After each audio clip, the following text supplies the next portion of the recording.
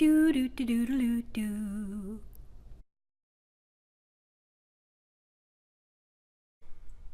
Hey, how's it going? It's Nancy Gamon. I'm just getting ready to stitch up a little set of handy pouches made from faux leather remnants from home decor sample books. Let me show you how it's done. To make this project, you'll need a remnant or a sample of fake leather, a length of cording about 25 inches, and a sewing machine and everything that goes with it. To work with the faux leather, you will need a special kind of a sewing machine that's designed to sew through leather, and you'll need a machine that's got a good bit of oomph to it that will stitch through 2 layers of this kind of thick material. So I'm starting with a sample that is 13 inches by 7.5, and that will create a pouch that's about 5.5 by 7.5.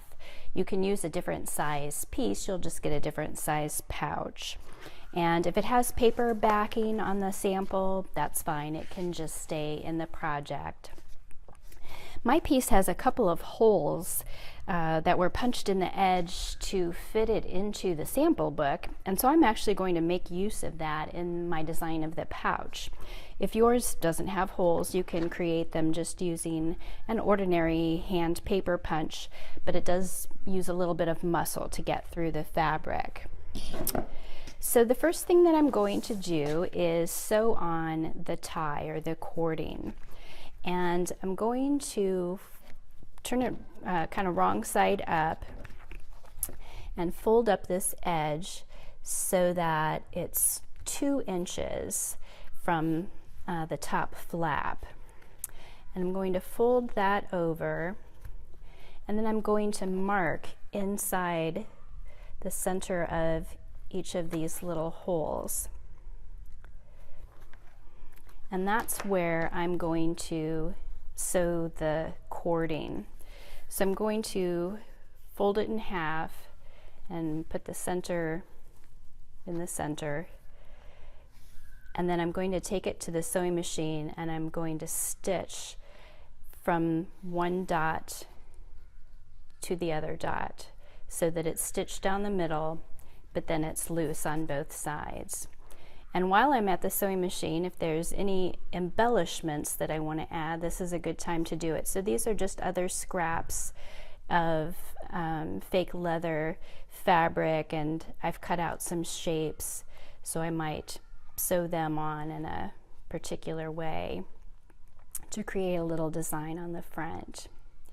And that ends up looking kind of like this.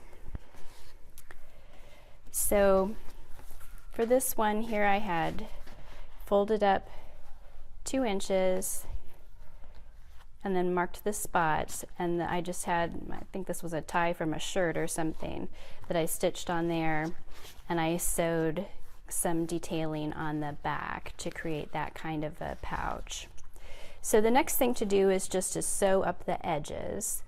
So again, I would fold it 2 inches and then take it to the sewing machine and just straight stitch kind of close to the edge around in a U shape. And you can't really pin the faux leather, but you can tape it in place to secure it so that it stays aligned as you're working on the machine. And then that completes the pouch. So for this one, I put some embellishments on the front and on the flap.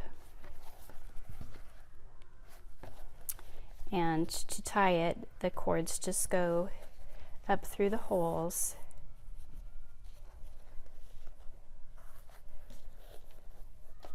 And secure in the center with a bow. And there's the handy little pouch that you can tuck inside of your purse, or, whoops, I can't even tie a bow now. There we go. Put some things into your car glove compartment, and it's very handy. If you'd like to experiment together, head on over to my website at nancygamon.com, where you can check out the current list of workshops.